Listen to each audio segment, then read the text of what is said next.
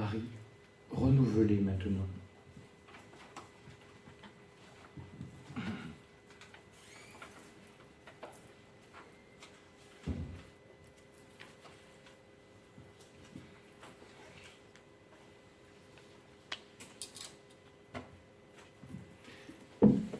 Vous voyez que nous ne sommes pas dans un des temps de la valse à 3 temps. Nous sommes dans renouveler, c'est-à-dire que le réflexe qui a été développé en 3 temps est à renouveler, jusqu'à devenir un art de vivre, un style de vie. Il est relativement facile de se donner une foi, très généreusement. Le très difficile, c'est de se donner une 2e fois. Et qu'en est-il alors de la 3e fois? Il est très difficile d'inscrire la voie mariale dans le temps. Si nous voulons qu'elle porte du fruit, c'est pourtant la condition.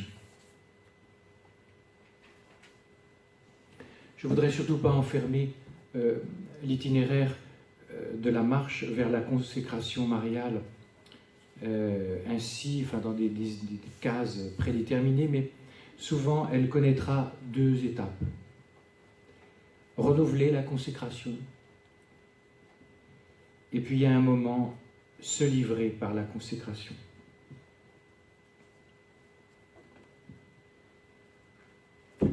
Renouveler la consécration.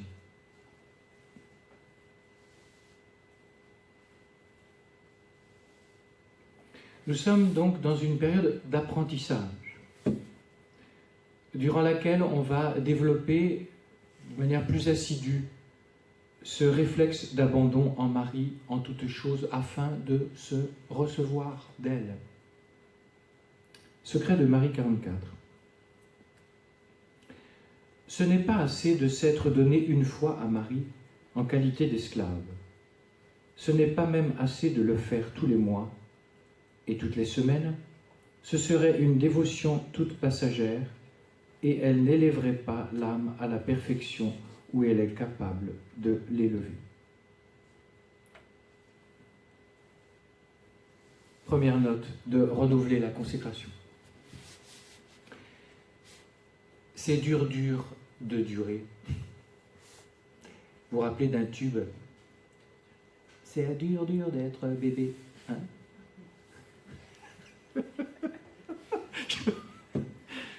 Alors vous savez qu'il a fait, c'est ses parents qui l'ont poussé, j'ai lu un peu le truc, vous allez me trouver un peu obsédé. Moi j'ai lu ça, c'est quand j'étais chez maman, des fois on tombe sur des reportages.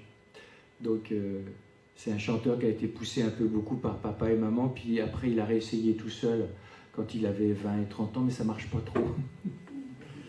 C'est dur d'être bébé. Donc appliquez ça, c'est dur de durer. Secret de Marie 44. J'ai trouvé beaucoup de personnes qui, avec une ardeur admirable, se sont mises sous leur saint esclavage à l'extérieur. Mais j'en ai bien rarement trouvé qui en ait pris l'esprit et encore moins qui y ait persévéré. De tout temps, les amis, il a été difficile de durer. Mais c'est devenu un produit de luxe aujourd'hui, car nous vivons dans une société du zapping. Et dans une société du zapping, le principe c'est de changer des émotions, zapper les émotions.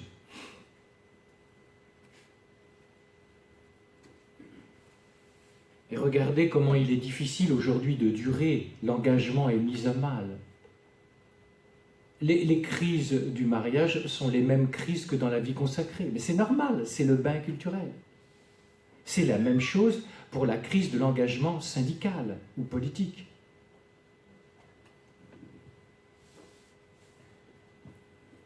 Jean-Paul II. Ma dévotion mariale, ainsi modelée, dure en moi depuis lors. Elle est partie intégrante de ma vie intérieure et de ma théologie spirituelle. Dur de durer, oui, mais ajoutons aussitôt une autre note. il faut parfois durer dans l'inconfort.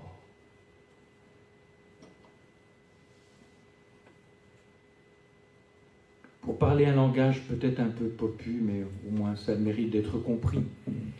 C'est facile de durer quand ça baigne, comme disent les gens, mais c'est plus difficile de durer quand ça coule, quand le bateau coule, quand on a l'impression d'être la tête sous l'eau. L'épreuve appauvrit. Quelle chance pour la Vierge qui peut enfin nous apprendre à vivre à partir de sa force, la force de l'esprit. L'épreuve, par ailleurs, fait perdre les sécurités. Quelle chance pour la Vierge qui peut enfin nous apprendre à vivre à partir du Père, notre seule sécurité. Dans un livre que je n'ai pas évoqué, mais c'est une grande œuvre théologique que nos sœurs de la sagesse connaissent, et elle porte ce nom-là d'ailleurs. Il y a une œuvre de Grillon qui s'appelle « L'amour de la sagesse éternelle ». Au numéro 174, vous avez ceci. « La sagesse a renfermé tant de trésors, de grâce, de vie et de joie dans la croix, qu'elle n'en donne la connaissance qu'à ses plus grands favoris. » Une autre note, toujours dans « Renouveler la consécration ». Moi, je vous donne un petit truc, si on parle de truc, un petit moyen qui m'a bien réussi. Commencez par un petit temps limité de donation à Marie pour apprendre à vivre en elle, plutôt que de vous projeter. Allez, c'est décidé, Sainte Vierge, hein, avec panache, hein, ça sera toute la vie, tu parles, je t'en donne 3 jours. Bah donc, commence donc pas 3 jours, ça serait peut-être mieux. Et peut-être même qu'il faut commencer par 3 heures, surtout les matins où tu te réveilles un peu la tête enfarinée, et tu te dis vivement qu'au soir qu'on se couche. Donc commence comme ça. Quand j'ai été envoyé en Afrique, j'étais dans une nuit intérieure qui a duré plusieurs années, qui n'était pas du tout une dépression.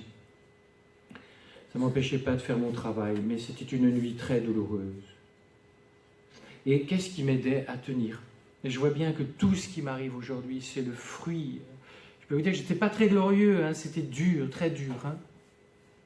Mais je vois bien que c'est tout le fruit de cette période. On n'annonce plus l'incontournable purification et on laisse les gens dans leur marais en ne leur disant pas la vérité.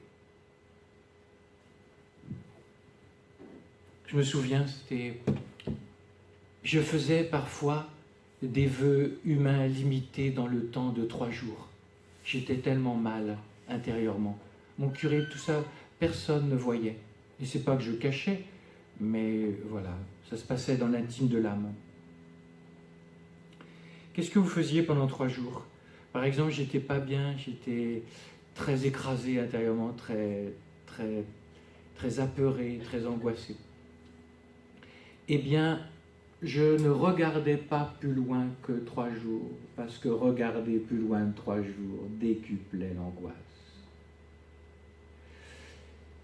Ce qui nous paralyse, c'est de nous projeter trop loin dans l'avenir. Par contre, si tu te projettes que dans un avenir très proche, et que tu dis, allez, on y va, tu vas voir, tu vas y arriver.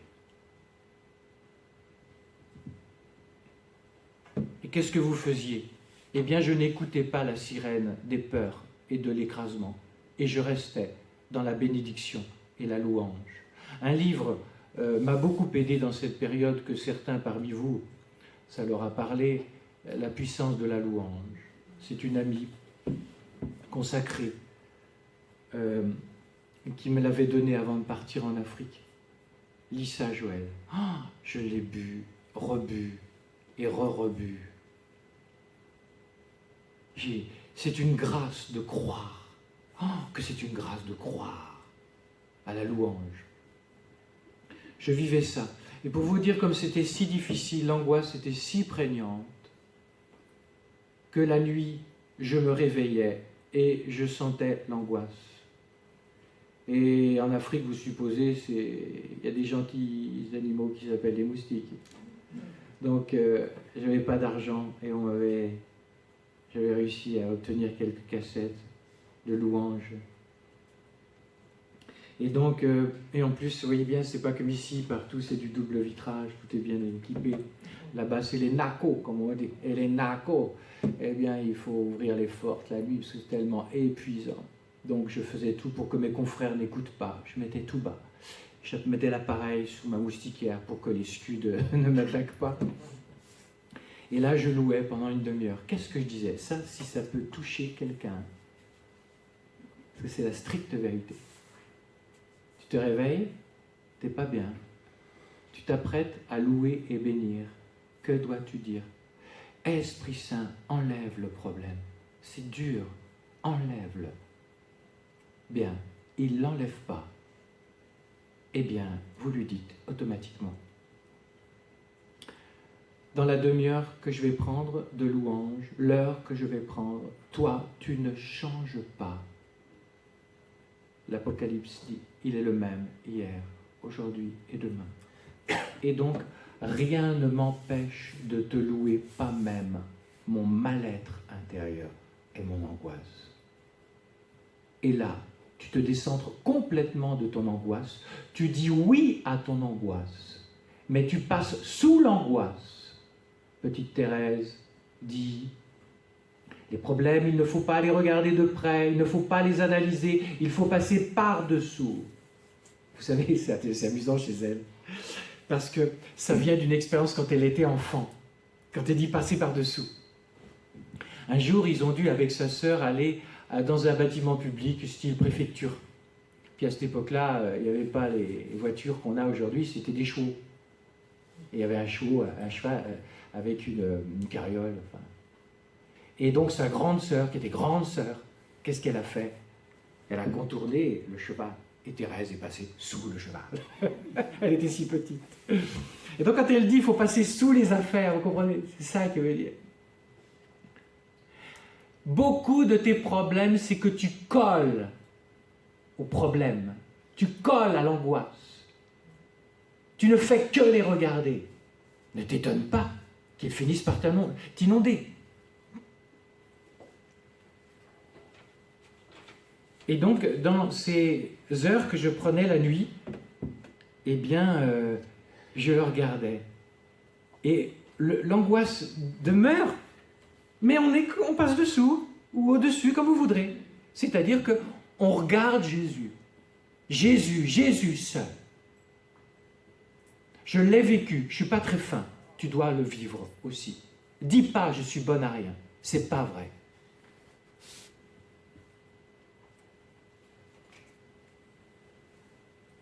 Quand on dure dans ce style de prière, alors que c'est inconfortable intérieurement, Dieu fait des miracles. Il transforme l'âme. Mais pas en une fois. Moi, ça a duré plusieurs années.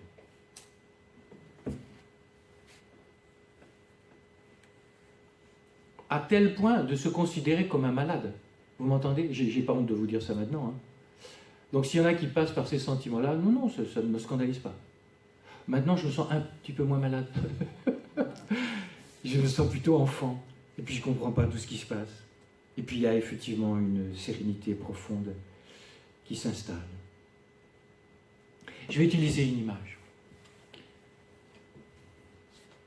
Dans ce que je viens de décrire, c'est comme si la mer sur laquelle tu vogues est démontée.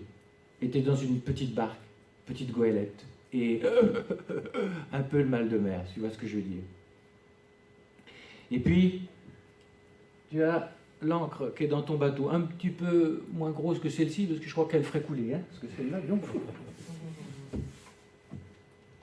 Et vous avez beaucoup de gens, regardez, parce que c'est assez symbolique. Il dit, oh, il y a des vagues. Ils sont dans leur goélette et ils jettent l'encre sur les vagues. Qu'est-ce que ça fait? Ils épousent le mouvement des vagues, c'est-à-dire les hauts et bas de leur ressenti. Et puis tout d'un coup, vous êtes sur cette vague démontée, ça continue. Oh, un petit rocher. Et là, vous allez jeter l'encre sur le rocher. En hébreu, ceux qui savent ça mieux que moi, en hébreu, rocher, c'est Emet. C'est le même mot que vous allez prononcer ce soir, quand vous allez communier. Quand le prêtre va vous donner le corps du Christ, vous n'allez pas dire comme Chaussée au moine, Amen. Non, Amen. Et Amen, ça veut dire, c'est solide ce que tu dis, prêtre, comme du rocher. Comprends bien. Ce n'est pas une formule abstraite. Bien. Je reviens à mon image. Vous allez à partir de là non plus être obsédé de votre ressenti avec les hauts et les bas. Ne vous étonnez pas de ressentir le mal de mer si vous épousez complètement ce que vous ressentez. Vous allez jeter votre encre sur le rocher. Et je vous signale que c'est comme ça qu'il s'appelle dans l'Écriture. Il est mon rocher, Dieu. Il est mon Emet. Or, comme il ne bouge pas, le rocher, il est fixe. Que va-t-il se passer? Dans la première tranche de ta vie, tu épousais complètement tes sentiments et il y avait une fluctuation énorme des hauts et des bas. D'ailleurs, il y a beaucoup de bas. Quand tu vas jeter, étant donné qu'il ne bouge pas, ta goélette va connaître une fluctuation, une amplitude d'émotions beaucoup moins importante, beaucoup diminuée.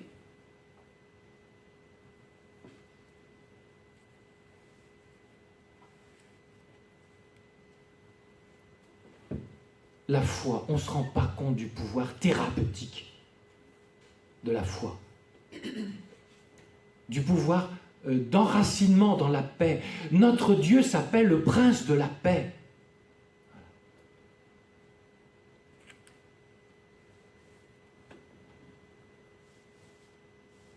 Et après, quand vous aurez terminé votre petit vœu humain limité, vous laissez vivre, si c'est pas trop mal. Puis tout d'un coup, une autre épreuve arrive. Vous faites pareil. Vous allez faire des pas de géant, mais pas avec des médicaments qui vont vous doper, avec le réel de Dieu. C'est-à-dire vous allez être transformé par l'épreuve. Secret de la vraie dévotion, 258. Il faut faire ses actions par Marie.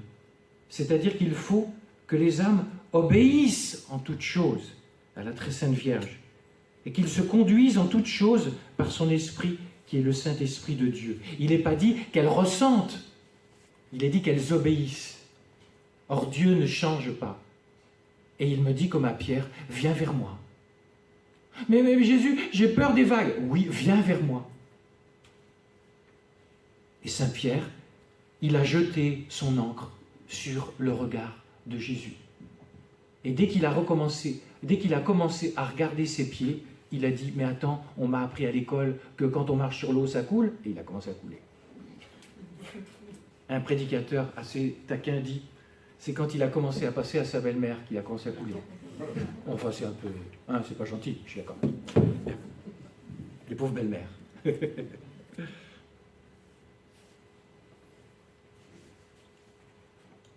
J'ai un ami prêtre. On a été ordonné un peu dans la même génération. Et il avait un vieux prêtre qu'il avait connu. Les vieux curés ont souvent plein de sagesse. Et le vieux curé lui dit à la veille de son ordination, sois un feu qui dure et pas un feu qui flambe. Il y a beaucoup de flambeurs, même s'ils n'ont pas les Santiago et la Ferrari rouge. Qu'est-ce que c'est les flambeurs? Jésus le dit. C'est ceux qui n'ont pas de racines. Ils sont les hommes d'un moment. Rappelez-vous.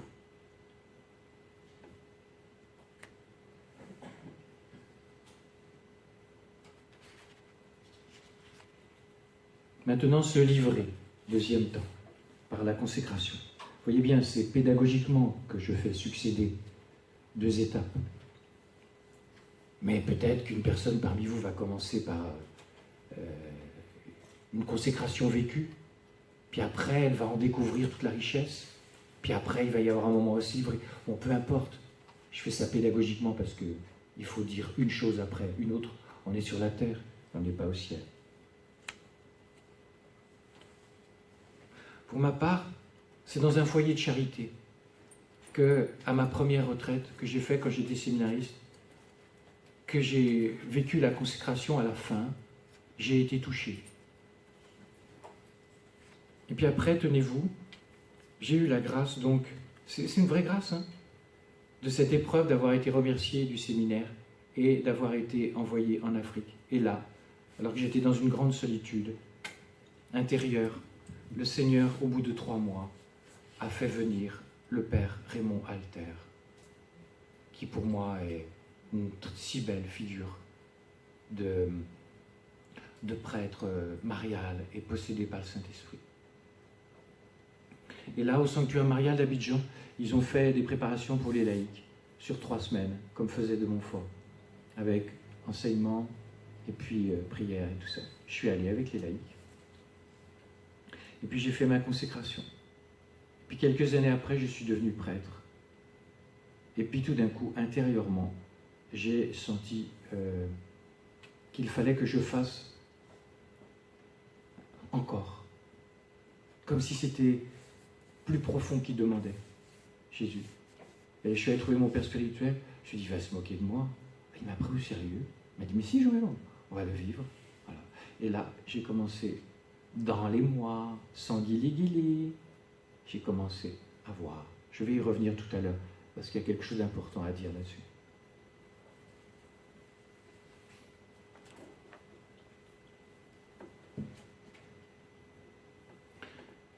Un point qui va nous permettre d'enfoncer le clou sur un sujet, un thème, une dimension importante de la consécration. La consécration, ne nous mentons pas, c'est se livrer dans une dépendance d'amour.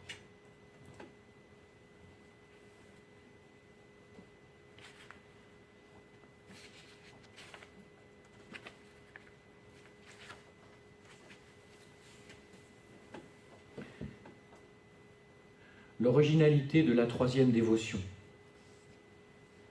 nous l'avons dit, elle est d'entrer dans cette dépendance d'amour, secret de Marie 44. La grande difficulté de la 3e dévotion est d'entrer dans cette dévotion qui est de rendre une âme intérieurement dépendante et esclave de la très sainte Vierge et de Jésus par elle.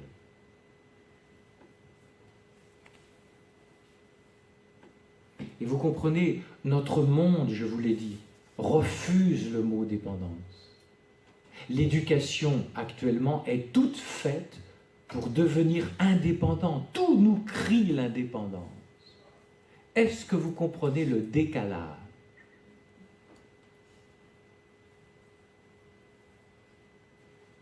Donc, si vous voulez entrer là-dedans, si vous ne voulez pas vous préparer à être décalé par rapport à l'esprit du monde, vous serez tout simplement croqué par l'esprit du monde. Je le précise à nouveau, c'est une dépendance, mais une dépendance d'amour. Et je vais le dire, c'est une dépendance de pauvreté et c'est une dépendance à durée indéterminée. Dépendance d'amour.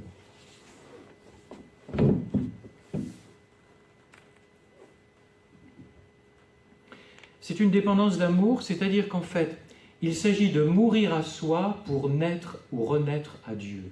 Bon, vous allez me dire, on est gagnant-gagnant, bah, bien évidemment, mais il faut quand même faire le passage. Éphésiens 5,18. Cherchez dans l'esprit votre plénitude. Si vous choisissez la consécration, vous choisissez le plus grand trésor qui existe au monde, mais qui ne pourra pas être reçu par l'esprit du monde. Tout est dit dans, par exemple, Jean 12, 25, qui aime sa vie la perd et qui est sa vie en ce monde, la conservera en vie éternelle, ou d'autres passages des synoptiques. Celui qui perd sa vie à cause de moi la trouve en plénitude.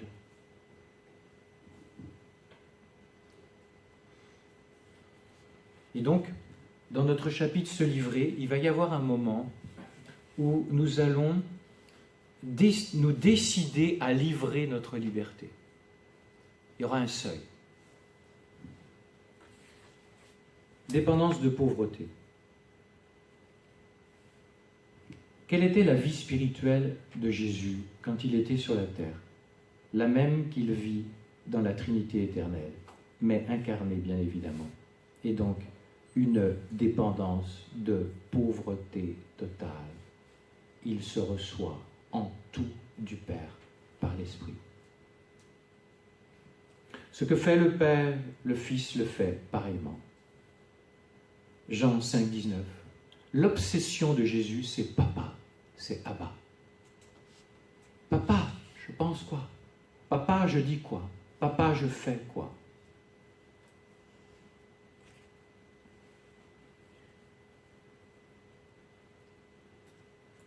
Lorsqu'il compare le serviteur et l'esclave, Grignon de Montfort tient à marquer ces différences.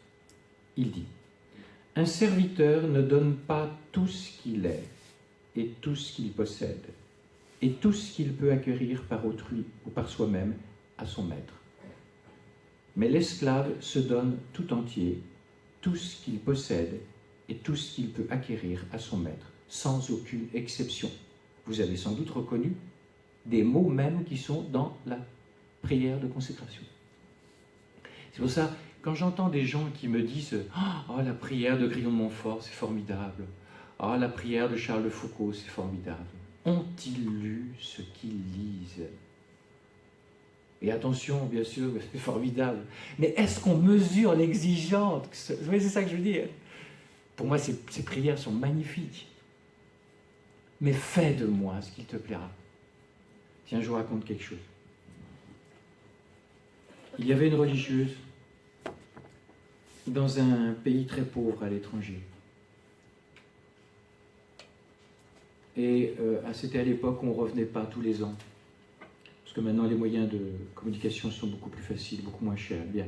Donc elle revient tous les 4-5 ans à l'époque. Et bien sûr, quand on revient, pour y avoir été, on vous fait quelques examens pour savoir si vous avez des petites bestioles dans l'estomac ou des petites saloperies. Et donc, elle fait les examens habituels. C'est une nature forte, une super santé. Et elle va faire les examens de routine. Elle est à la maison mère en France. Elle se repose. Et elle a là une très très très bonne amie.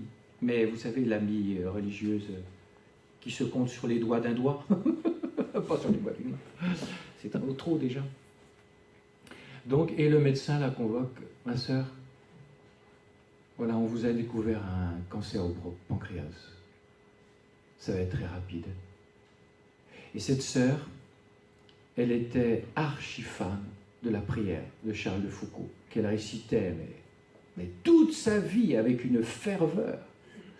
Et là, elle rentre à la maison mère après que le médecin, avec délicatesse, lui a annoncé ça. Et elle retrouve son amie l'intime. Et donc, elle est défaite. Et le soir, il continue à parler. Et elle dit, j'ai l'habitude de dire la prière de Charles de Foucault avant de m'endormir. Je ne peux pas. Je suis révolté. Je ne peux pas. Il m'a dit j'en ai pas à la voir pour longtemps. Est-ce que tu voudrais quand même la dire tous les soirs, jusqu'à ce qu'il paraît que ça ne va pas être long? Car je ne peux pas, mais je ne peux pas m'en passer. Elle entre là-dedans, l'agonie commence à se faire sentir, et là, elle est prise de convulsions, tout ça, parce que, vous voyez bien, il y a une non-acceptation, tout à fait compréhensible. Et puis, à quelques jours du décès, elle était très faible. Le soir, à nouveau, son ami vient réciter « Mon père, je m'abandonne à toi », au nom de la sœur. Et là, la sœur malade lui dit « Je vais la dire ». Et là, elle est entrée dans une paix, ses convulsions terminées. Elle a vraiment vécu. En tes mains, je remets mon esprit.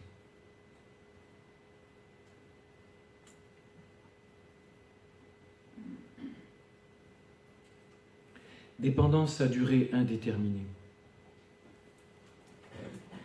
Montfort n'a aucune difficulté à proposer cet engagement sans retour, toujours en considérant, en comparant le serviteur et l'esclave. Il dit, le serviteur peut quitter son maître quand il voudra, ou du moins quand le temps de son service sera expiré. Mais l'esclave n'est pas en droit de quitter son maître quand il voudra. Ce qui est avantageux avec Grignon, c'est que le discours, pas de vague, très ecclésiastique, contemporain, il ne connaît pas. Il appelle un chat un chat. Il ne ment pas aux gens sous prétexte de leur plaire et surtout d'être aimé. Aujourd'hui, l'obsession, c'est d'être aimé du monde. Pour ça, on ne va pas donner les arrêts de vivre de l'Évangile, parce que ça ne se vend pas bien.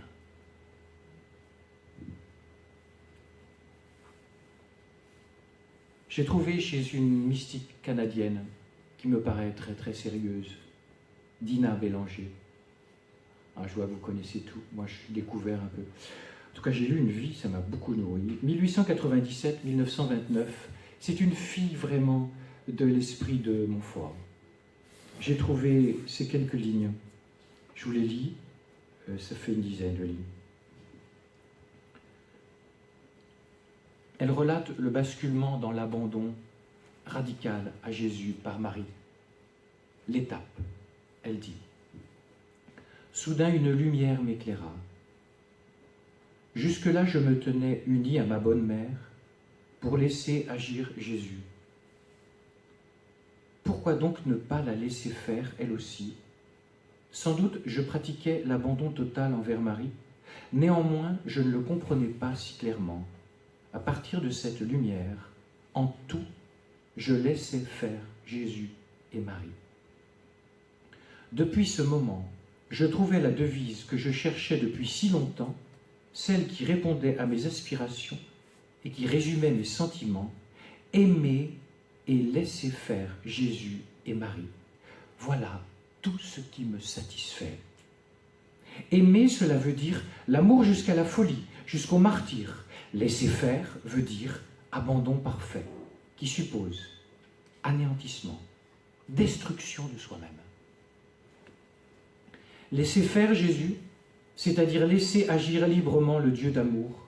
Laisser faire Marie, lui confier aveuglément le soin de réaliser son Jésus enveloppé dans le manteau de mon être extérieur. Ainsi, je m'en vais au ciel en chantant, porté sur les ailes de l'amour. Je vous ai donné cet exemple plein d'émotions, bien évidemment, de cette religieuse, où la finale est magnifique. Vraiment. Et ça a obtenu des grâces pour ces autres religieuses de la communauté. Attention, les morts qui meurent ne meurent pas. Quand je vous ai parlé de mon ami Louis, sa femme, vous devinez, c'est dur hein, quand même, hein, pour une épouse. Elle dit je ne comprends pas. Et tenez-vous, sa femme a fait une dépression il y a de nombreuses années. Et elle dit je ne comprends pas la paix que j'avais. C'est comme si la paix de Louis irradiait sur nous. La mort des morts était extrêmement puissante, comme source de grâce. Parce que les gens sont dans une telle faiblesse. S'ils disent oui, Dieu dit, j'ai toute l'attitude, je passe par toi, et je touche les âmes.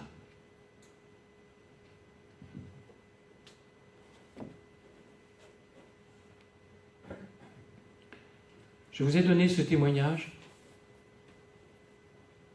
parce que je voudrais vous parler des peurs de se livrer. Grignon dit au secret de la vraie dévotion 136, il s'agit de se donner sans réserve. Si tu ne connais pas les peurs de te livrer, c'est que tu ne mesures pas l'enjeu de se livrer. Donc n'ayez pas peur d'avoir peur. Et si ce n'est pas jouer sur les mots, il faut passer par là. Alors, avec à nouveau le langage populaire des gens, entendu ça et là, quand j'étais vicaire, quand j'étais curé. Première peur. Mais ça va m'emmener où tout ça? Si je dis oui.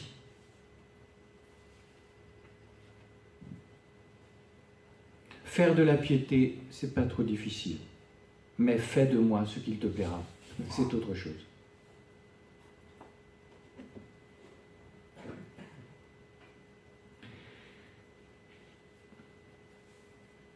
Me livrer totalement.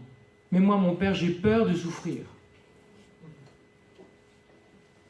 Si je donne les clés de ma vie, et que Marie me prenne au sérieux, et qu'elle me demande de vivre des trucs comme Marthe Robin, ou d'être foutu dehors de la communauté comme un Jean de la Croix, moi, je ne suis pas capable de vivre ça. Le père Marie-Eugène dit ceci dans Je veux voir Dieu. Elle dit qu'elle se rassure les âmes qui ont peur de se livrer.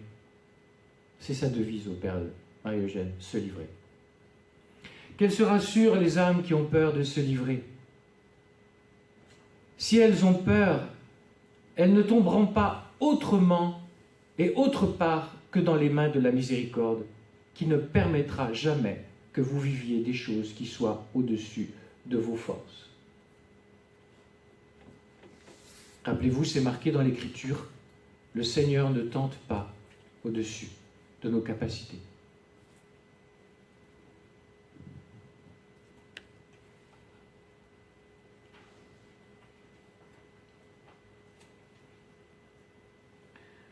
Je ne serai jamais prêt pour me consacrer.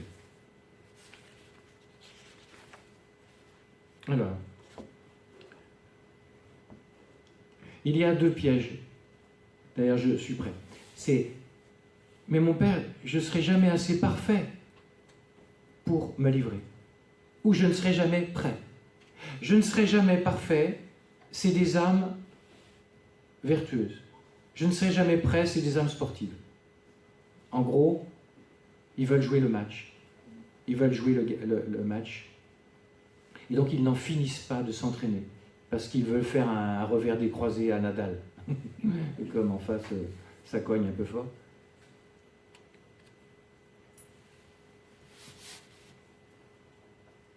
Je ne serai jamais prêt. Et puis après, je ne serai pas pareil. Je ne serai jamais assez parfait.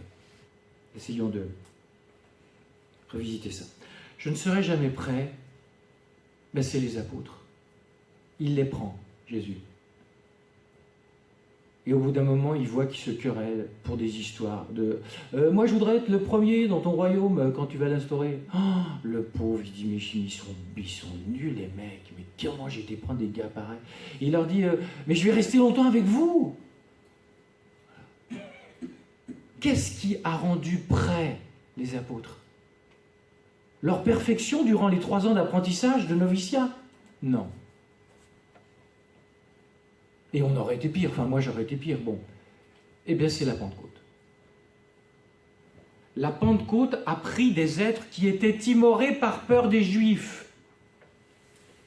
Ils avaient peur d'être trucidés. Et là ils entrent, ils s'enferment. Ils sont avec Marie en plus. Et ils ont peur, et là ils vivent l'effusion de l'Esprit et ils en sortent. Mais ils ont même plus peur d'être trucidés. Et ils sont tellement fous de Dieu qu'ils disent « Attends, mais ils ont bu un coup, quoi. »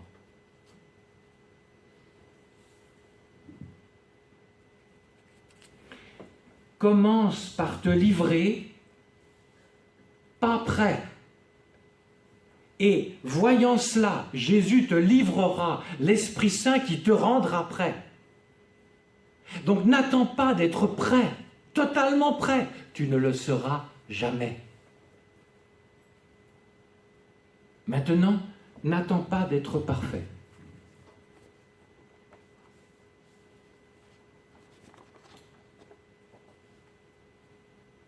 Je vais me mouiller. Comme j'ai raconté ça, ça ne me gêne pas. Avant de faire l'acte de consécration, j'avais le derrière entre 2 chaises. pour parler de manière très académique. C'est-à-dire que mon cœur était mélangé. Il restait quelque chose, des attachements désordonnés. Un jour, Mercedes, je l'emmène, car j'avais plusieurs paroisses.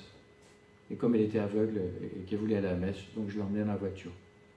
Elle monte, comme à son habitude, et elle me dit, « Mon père, Jésus m'a montré votre âme.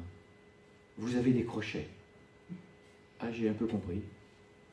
Elle disait de manière très simple, imagée, sans culpabiliser. Et là, j'ai compris. J'ai compris qu'il fallait que je sois tout à Jésus et qu'il n'y avait pas autre chose dans mon âme. Alors, j'ai lâché tout ce qui pouvait rester, qui n'était pas des péchés, mais qui étaient restés des petits attachements. Quelques mois après, à nouveau, je dois aller partir dans une paroisse. Et Mercedes me dit, « Mon père, Jésus m'a remontré votre âme. Oh, comme il est content. » Les crochets ont presque disparu. Et avec son langage très simple, elle ajoute, « Mon père, vous êtes un autre Jésus, comme tout prêtre est un autre Jésus. Vous ne pouvez pas avoir d'autre amour, d'autre attachement que Jésus. » Et donc Dieu, il veut tellement à lui qu'il ira chercher une pince à épiler s'il faut pour enlever les derniers crochets invisibles.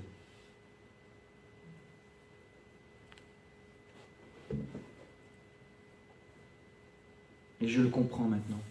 Un prêtre n'est heureux que lorsqu'il n'appartient à Jésus. En dehors de ça, quand il est le derrière entre deux chaises, il ne peut pas être heureux. Et moi, ce qui m'intéresse, c'est des prêtres heureux. Et donc, je disais à Jésus, mais je ne peux pas me donner à toi, ce n'est pas sincère. La parole de l'écriture d'un psaume qui me revenait sans arrêt, qu'on chante au midi, me venait comme une lame qui venait m'accuser. Heureusement m'accuser. Je hais les cœurs partagés, dit le psaume 118. Et puis je dis, ben, Marie, je peux pas me donner, il reste encore un tout petit peu des trucs à l'époque. Et j'ai senti dans l'oraison que la Vierge Marie me disait ceci. Livre-toi à moi imparfait, c'est moi qui vais te parfaire. Et c'est ce que j'ai fait. Et ça, je l'ai fait avant que Mercedes ait la vision sur mon âme.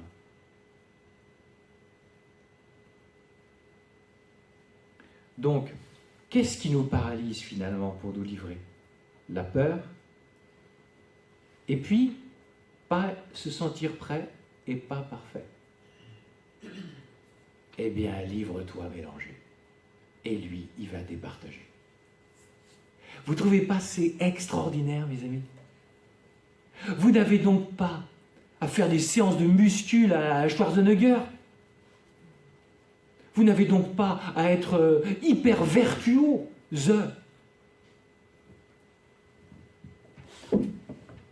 Vous vous livrez, pauvre, minable, mais vous vous livrez. Avec la ferme détermination que vous êtes prêt à ce qu'elle départage les choses. Et elle va le faire.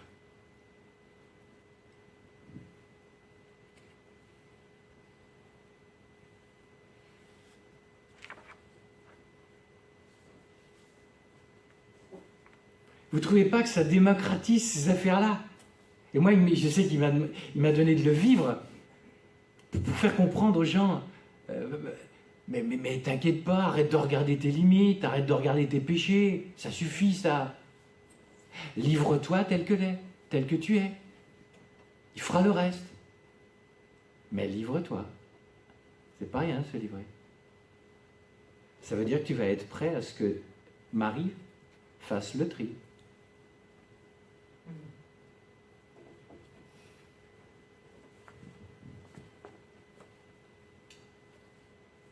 Comme c'est beau, les retraites de prêtres.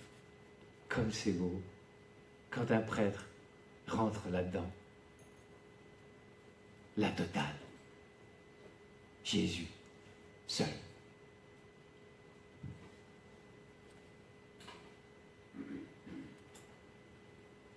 Alors, un dernier petit point. Ça, c'est les esprits qui veulent bien faire. Mon père, est-ce que vous pourriez me donner la formule pour se consacrer? Comme si, vous voyez, ils sont un petit peu, ils veulent bien faire, ils sont un peu tendus. Alors, ils veulent une formule, la formule magique. L'ami de Jean-Paul II, cardinal Wyszynski, je crois. Il était en prison, il n'avait pas de formule. Qu'est-ce qu'il a dit? Marie, je me donne à toi. Elle l'a pris au sérieux.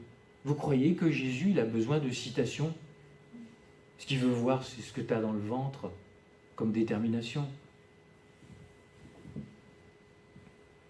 Alors après, bien évidemment, on ne va pas faire de cérémonie de consécration. Je ne pense pas. Je vous ai tout donné parce que je veux que maintenant, ça devienne votre affaire personnelle.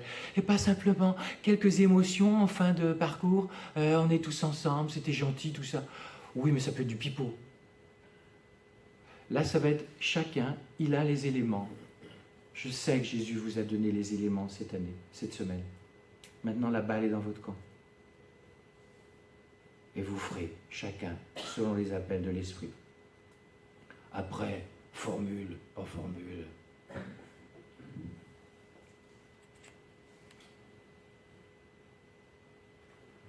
Ah oui, c'est ça. C'est ça. Je viens de le retrouver, pardonnez-moi. Alors qu'il est jeté en prison à Stoczek en 1953, le cardinal Wyszynski, alors primat de Pologne, fervent disciple de Grillon de Montfort, écrivit sa propre formule de consécration.